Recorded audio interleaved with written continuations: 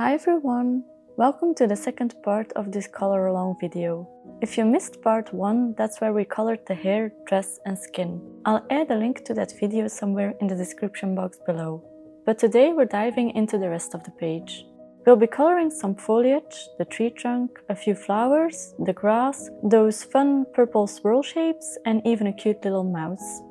I'm starting with the leaves, and I decided to go with olive greens to keep them subtle and not too overpowering. The underpainting created with the Tombow marker is quite vibrant at first, but don't worry if it looks a bit too bright. That vibrancy will tone down once I layer over it with pencils. I used a mix of yellow-green and olive-toned pencils to mute the vibrancy of the marker and add depth. My trick for leaves is to blend darker tones towards the base and gradually transition to lighter shades towards the tips. I also like to add a fold in the middle of the leaf where you again transition from dark to light. This technique helps create a natural gradient and gives the leaves more dimension. For the stems, I'm mixing in a bit of brown into the greens. To make the leaves stand out even more, I added a few highlights with a white pencil and white Posca pen. I'm only coloring a few leaves here to show you the process. The rest are done exactly the same way. I finished the rest off camera since it's a repetitive process and can take quite a bit of time. I'm imagining this fairy sitting on a throne made out of the tree trunk and the wooden panels behind her. I'm adding the background color with my Tombow Dualbrushmarker directly onto the paper, because the color is light enough that I don't need to dilute the pigment with water to make it lighter.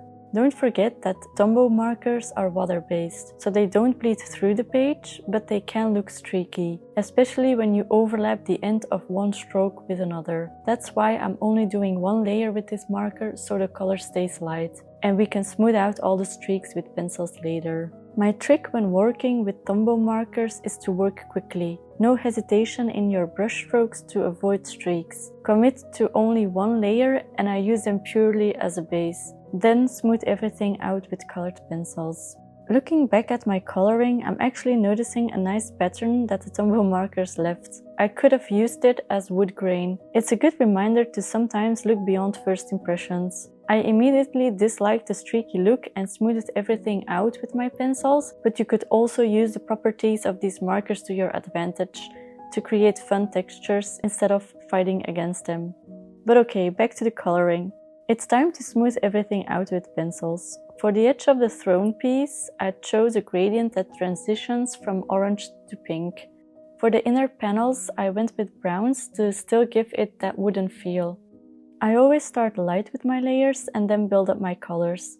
I find this gives smoother blends, but you could also do it in just 1 or 2 layers if you press harder with your pencils. Then I used a darker brown or black pencil to add shadows where the foliage would naturally cast a shadow on the throne. For highlights, I added some details with a white gel pen.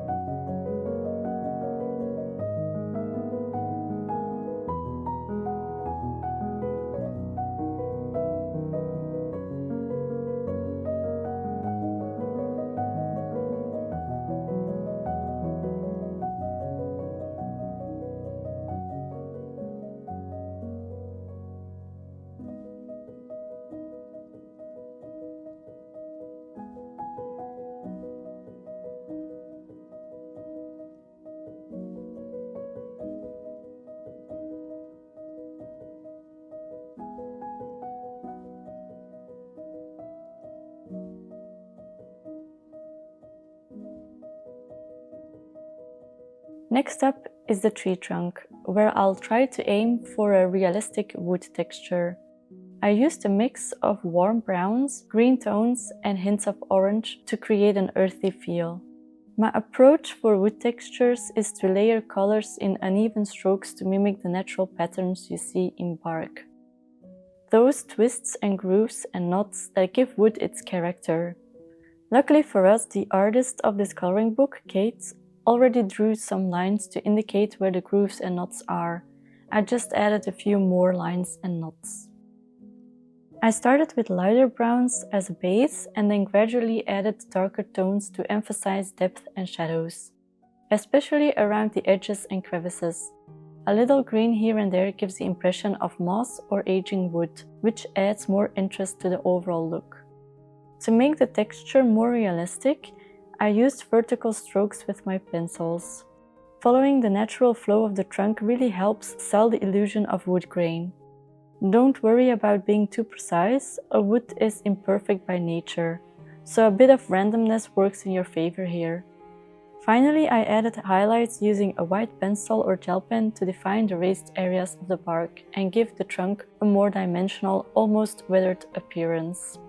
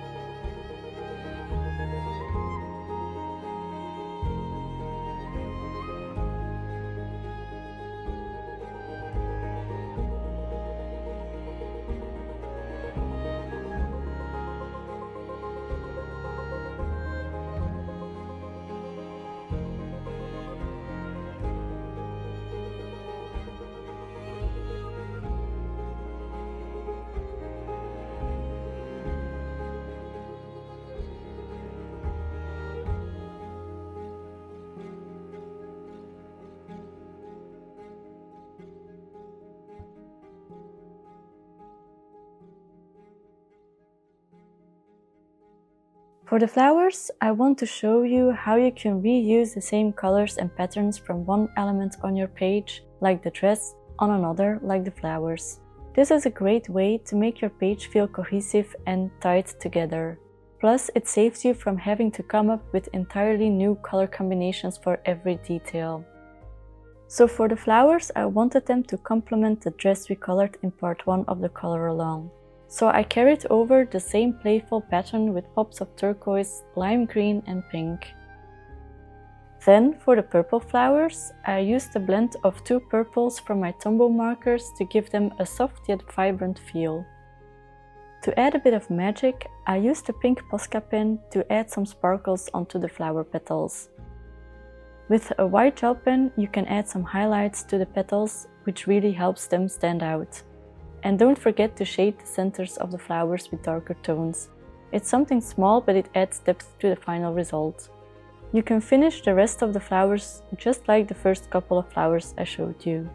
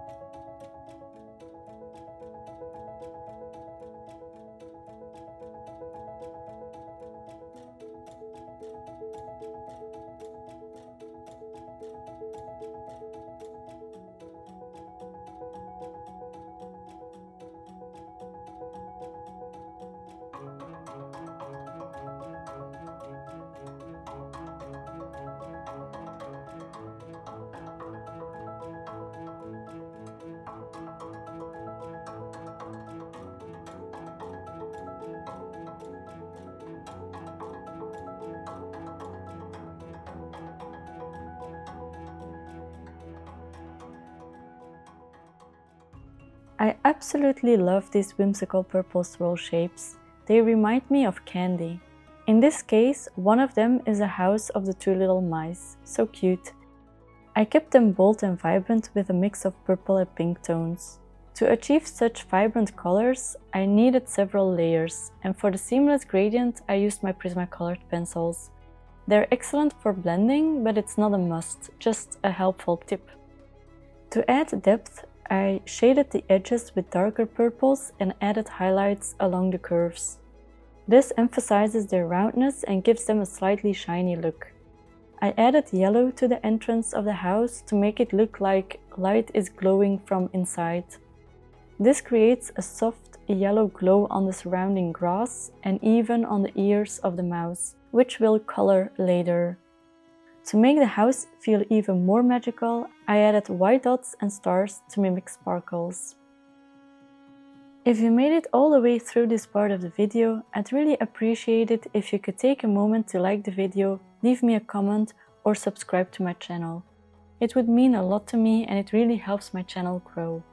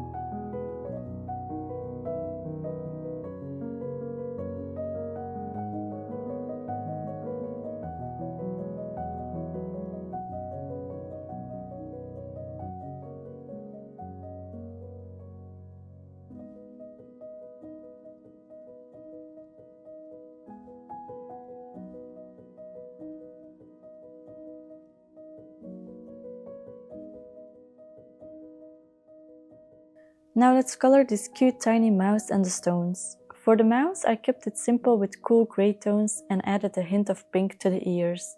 While coloring the purple swirl, I imagined the entryway glowing from the inside, as if there were an imaginary light burning within.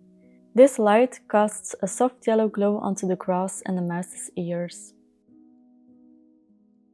I love animals and I'm always on the lookout for fun facts about them. So here's a, maybe unwanted, but animal fact. Did you know mice can actually sing? Scientists have discovered they make little chirping sounds when they're happy, but also when they're looking for a mate. That's not anything new, but unlike birdsong, mouse song is too high-pitched for humans to hear. I think it's kind of sad that we can't hear it.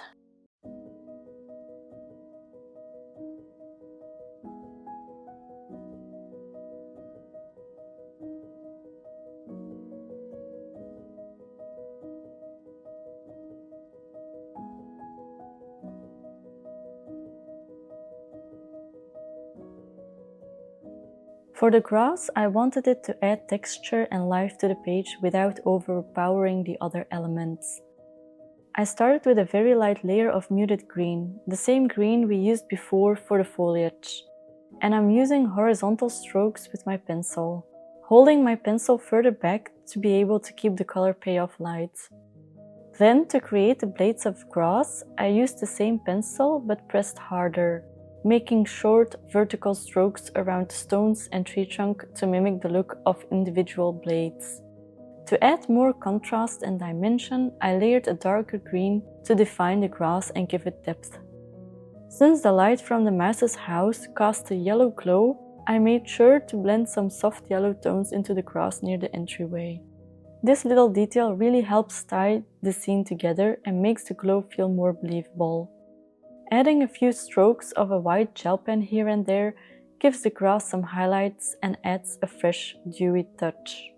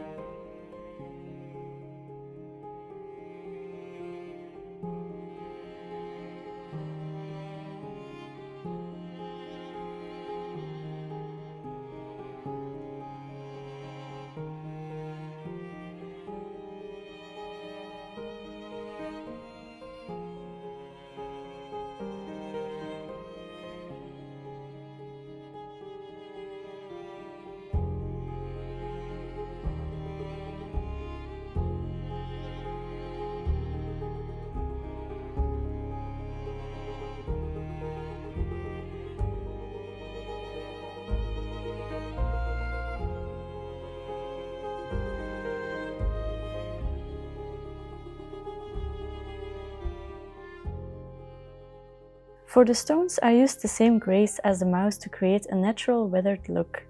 Adding shadows underneath the stones and mouse really helps ground them in the scene, making it feel more realistic.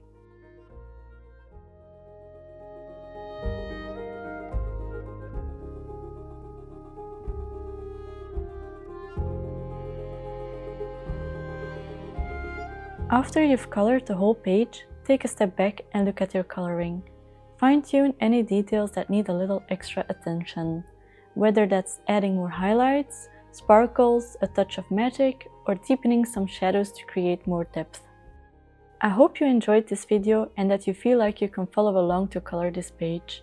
Have fun coloring and see you next time! Bye!